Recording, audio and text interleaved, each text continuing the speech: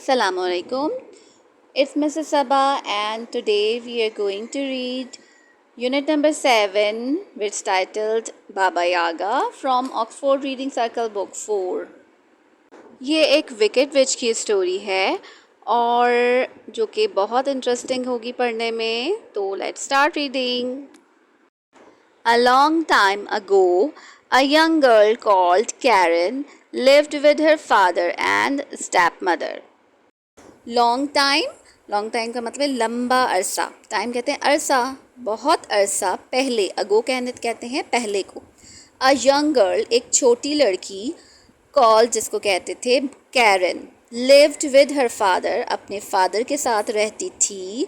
This is present simple present, simple past tense. And step mother, और step mother के साथ रहती थी. सैडली अफसोस के साथ, Karen's own mother had died, Karen की अपनी मदर मर चुकी थी. डाइड हो चुकी थी, मर चुकी थी. ये है पास्ट परफेक्ट. यहाँ सैडली एडवर्ब है.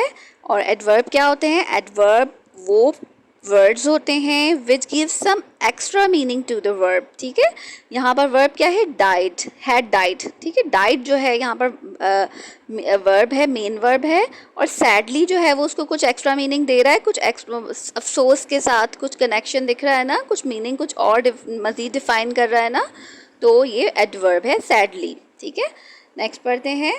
The step mother was always arguing with Karen and often tried to get the young girl into trouble with her father. The stepmother was arguing. Arguing का मतलब होता है disagree और quarreling. बात से मुत्तफिक नहीं होती थी stepmother. किससे? Karen के साथ. और झगड़ालू थी, झगड़ा करती थी. And often, often के दो pronunciation है, British often और American often. ठीक है, try और अक्सर. often का मतलब होता है अक्सर. अब अक्सर tried कोशिश करती थी to get the younger into trouble. अच्छा, गेट इनटू ट्रबल जो है वो एक फ्रेजल वर्ब फ्रेज़ है और इसके अंदर फ्रेज़ में विद अगर लगा देंगे तो ये इसका मतलब हो जाएगा विद हर फादर. उसके फादर से उसको अक्सर डांट पड़वाया करती थी. अगर सिर्फ गेट इनटू ट्रबल होगा तो उसको परेशानी में डाल देती थी. ठीक है, ट्रबल परेशानी होती है, लेकिन अब यहाँ विद भी लगा दिया और हर फादर तो स्कोल्डेड, इसके मीनिंग बनेंगे स्कोल्डेड. उसको उसके फादर से डांट पड़वाया करती थी, अक्सर डांट पड़वाने की कोशिश करती थी. ठीक है. One day Karen's stepmother said to Karen.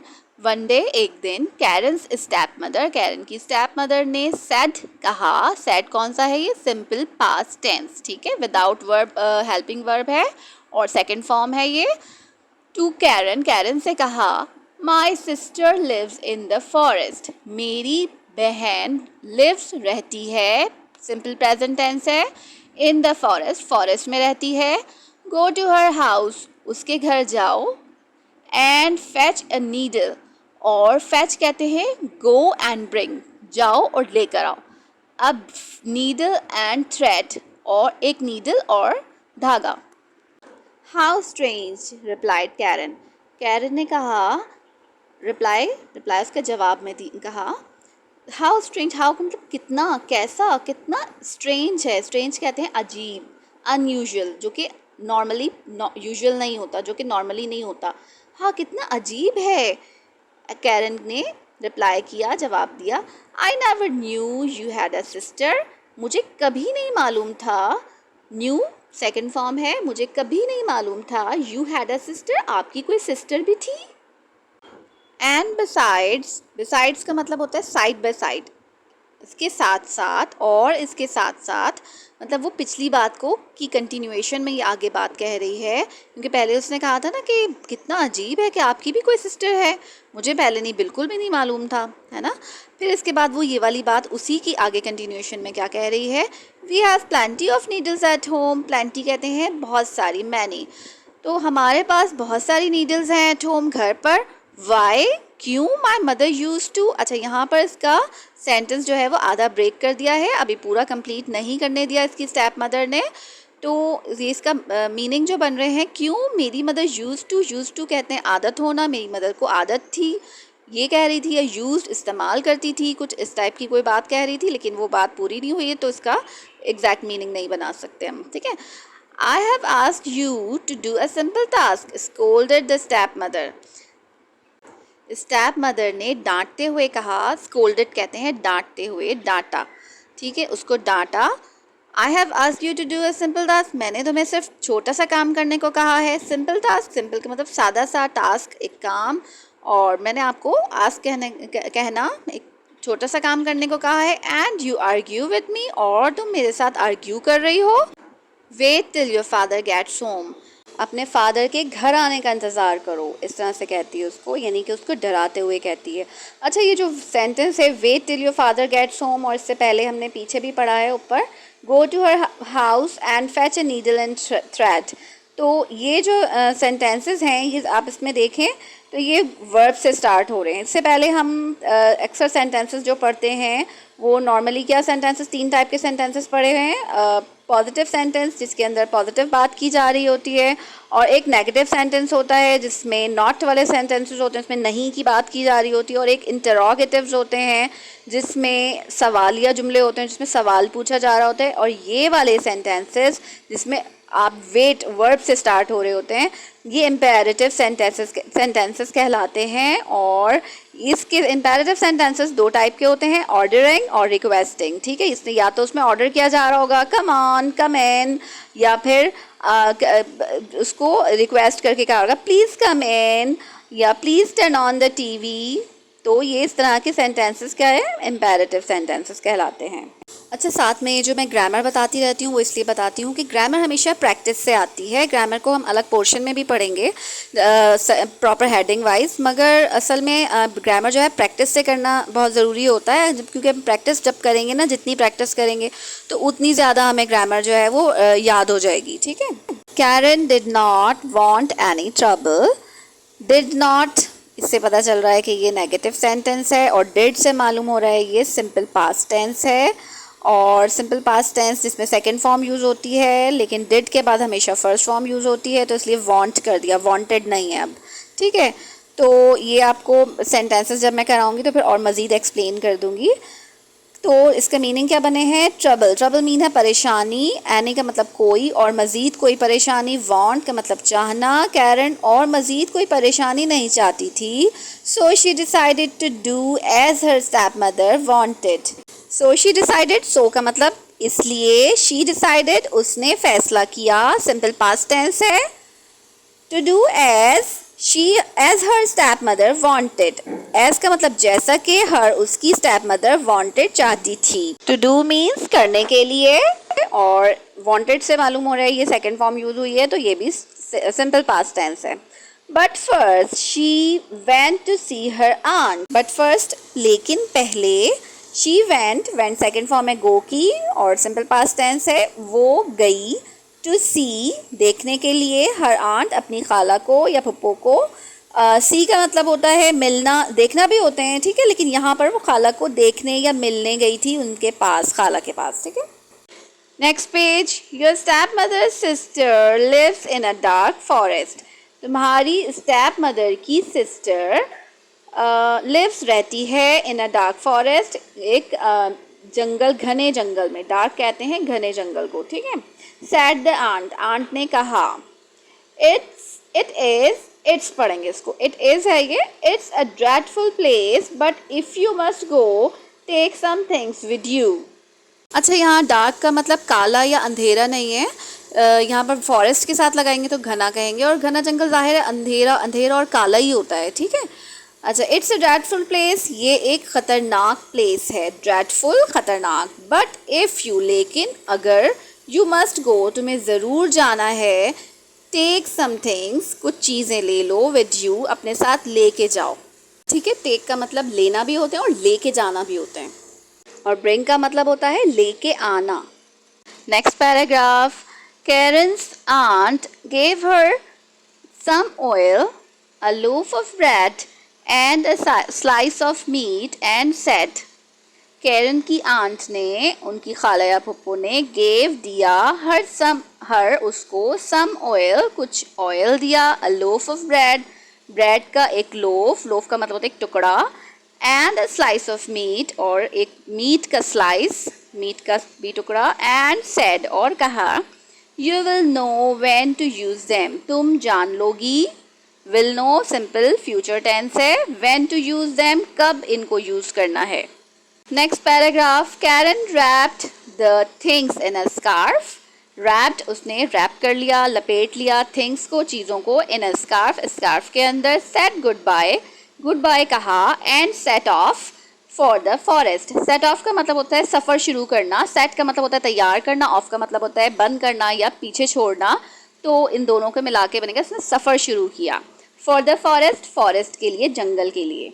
और set off phrasal verb है. in the forest she felt frightened. forest के अंदर she felt उसने महसूस किया, frightened डरी हुई, खौफज़दा. ठीक है, उसने डरा हुआ, खौफज़दा अपने आप को महसूस किया. little sunlight entered the forest. थोड़ी सी sunlight, little थोड़ी सी sunlight entered दाखिल हुई थी, दाखिल हुई भी थी या हो रही थी, लेकिन इसको हम पास्ट सिंपल पास्ट टेंस में लिखेंगे. ठीक है, the forest, forest के अंदर थोड़ी सी sunlight आ रही थी. it was dark and damp. वो डार्क था, अंधेरा था. एंड डैम्प, डैम्प मतलब था मॉइस्ट, हल्का हल्का गीला, अजीब मतलब देखने में गीला नहीं लग रहा, पानी दिख नहीं रहा मगर गीला महसूस हो रहा है. ठीक है, डैम्प उसको कहते हैं, मॉइस्ट.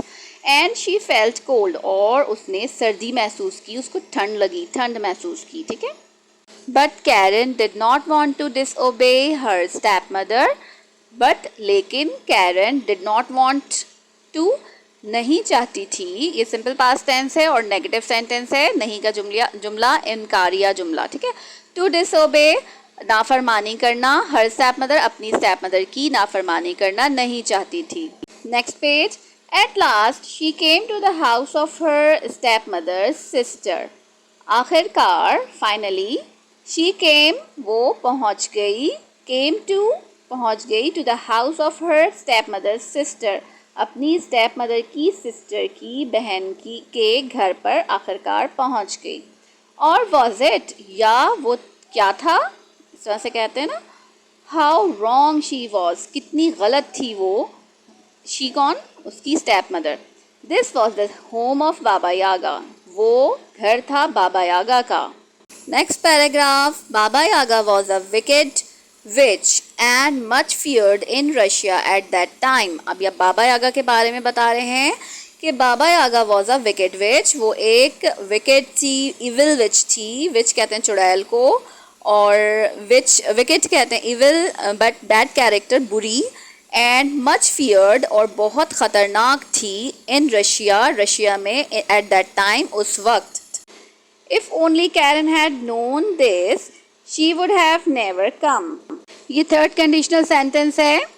इसके मीनिंग है if only Karen had known this. अगर कैरन को सिर्फ, ओनली मतलब सिर्फ, had known past perfect tense है, दिस अगर कैरन को ये मालूम हो जाता, she would have never come, वो कभी नहीं आती. ठीक है. ये थर्ड कंडीशनल क्या होते हैं, थर्ड कंडीशनल वो सेंटेंसेस होते हैं जो इफ़ करके होते हैं, जो अगर वाले सेंटेंसेस होते हैं, और इसके अंदर हम हमेशा एक सिचुएशन सोच रहे होते हैं जो कि हम काम कर चुके होते हैं. उसके लिए हम सोच रहे होते हैं अगर मैं ऐसा करता ना तो ऐसा नहीं होता, या अगर ऐसा कर लेता तो ऐसा हो जाता, जो कि अब दोबारा पॉसिबल नहीं है, लेकिन वो हमारे ख्याल में है और हमने किए हुए काम के लिए सोच रहे होते हैं. ठीक है. अच्छा, यहाँ थोड़ा सा कंडीशनल सेंटेंसेस बता देती हूँ कि कंडीशनल सेंटेंसेस मेनली 4 टाइप के होते हैं और एक 5वां मिक्स कंडीशन भी होते हैं. वो सिचुएशन के हिसाब से होते हैं. ठीक है. सबसे पहला है zero conditional, first, second and third conditionals. ये थर्ड कंडीशनल का जुमला है और इसकी पहचान क्या है, इसकी पहचान ये होती है कि हम इसमें ना एक काश वाली फीलिंग शो कर रहे होते हैं. हम या कोई भी जुमले से मालूम हो रहा हो कि एक काम हो चुका है और उसके लिए हम दोबारा सेकंड थॉट दे रहे हैं कि अगर ये हमें और टाइम मिलता या टाइम पीछे चला जाता तो हम इसको ऐसे करती मैं काम, अगर मैंने पहले ऐसे कर लिया होता तो वैसे हो जाता. यानी कि जैसे हम कहते हैं कि अगर तुमने अच्छे मेहनत कर ली होती तो तुम्हारे नंबर अच्छे आ जाते. तो अब तो नंबर भी आ चुके हैं, एग्ज़ाम भी हो चुके हैं, तो अब दोबारा नहीं हो सकता, लेकिन हम ये इसके लिए काश में सोच रहे हैं. ठीक है. Next paragraph. She knocked on the front door and it creaked open. She knocked, उसने नॉक किया, दरवाज़ा बजाया, ऑन द फ्रंट डोर के ऊपर दरवाजे को बजाया, एंड इट क्रीक्ड, और वो क्रीक्ड ओपन, वो चरचराते हुए खुल गया. An old lady stood and glared at Karen. एक बूढ़ी औरत खड़ी हुई थी एंड ग्लेयर्ड एंग्रीली लुक, गौर से गुस्से से देख रही थी, ठीक है, एट कैरन, कैरन को गुस्से वाले लुक बना के ऐसा उसको देख रही थी। दिस वॉज बाबा यागा, वो बाबा यागा थी। Her hair hung down in long greasy strands, her hair hung down, यहाँ उसका लुक बताया है कि उसका लुक कैसा था। हर हेयर, उसके हेयर हंग लटके हुए थे, डाउन नीचे की तरफ लटके हुए थे, इन लॉन्ग लंबे ग्रीसी ऑयली या चिपचिपे स्ट्रैंड्स तार, ठीक है, उसके बाल लंबे ऑयली से चिपचिपे से तारों की तरह नीचे की तरफ लटके हुए थे। हर face, neck and hands were wrinkled and white and she looked wicked.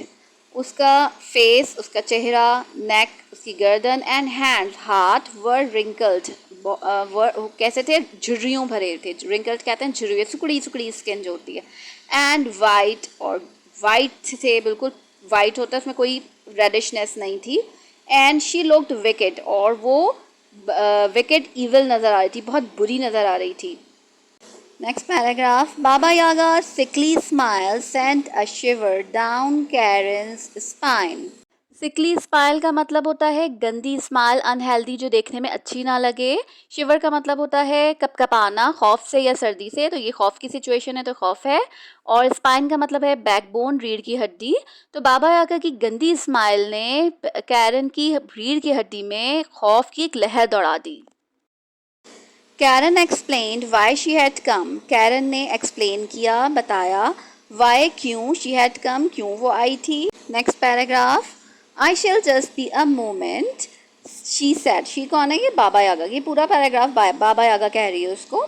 I shall, मैं दूंगी, जस्ट बी अ मोमेंट, बस एक मिनट, जिसमें कहते हैं बस एक मिनट। इन्वाइटिंग कैरन इन, कैरन को अंदर बुलाया, अंदर इन्वाइट किया। प्लीज़ सिट डाउन, मेहरबानी करके बैठ जाओ। एंड वेट, और इंतज़ार करो। The needle and thread are in the shed, needle और थ्रेड, सुई और धागा, शेड के अंदर हैं। शेड कोई हट है, कोई ढका हुआ कोई जगह है। इन द गार्डन, गार्डन के अंदर। आई शैल फैच देम इमीडिएटली, आई शैल, शैल का हम फ्यूचर, सिंपल फ्यूचर है, और फ्यूचर टेंस इसको वहाँ शैल हम वहाँ यूज़ करते हैं, नॉर्मली हम विल यूज़ करते हैं, लेकिन शैल वहाँ यूज़ करते हैं जो बस मतलब मैं काम कर रही हूँ, करने वाली हूँ बस, ठीक है। आई शैल फैच, फैच का मतलब है वही पुराना दोबारा यूज़ हुआ है। गो एंड ब्रिंग, मैं जाऊँगी और लेकर आऊँगी। देम, देम क्या चीज़, सुई और धागा। इमीडिएटली, फ़ौरन। Next paragraph, poor Karen was too scared to sit, बेचारी कैरन वॉज थी, टू स्केयर्ड बहुत, स्केयर्ड डरी हुई, टू सिट बैठते हुए, बहुत डरी हुई थी। The dark room frightened her, अंधेरा रूम उसको डरा रहा था। She went to the window, वो विंडो की तरफ गई। Where there was some light, जहाँ कुछ लाइट थी। And looked out into the garden, और देखा बाहर गार्डन में। As Karen stood there, she heard Baba Yaga say to someone. जब कैरन खड़ी हुई थी वहाँ, she heard, heard का सेकेंड फॉर्म है hear की, उसने सुना बाबा यागा को से कहते हुए, to someone, किसी को। Quickly, you silly girl, जल्दी से तुम बेवकूफ़ लड़की।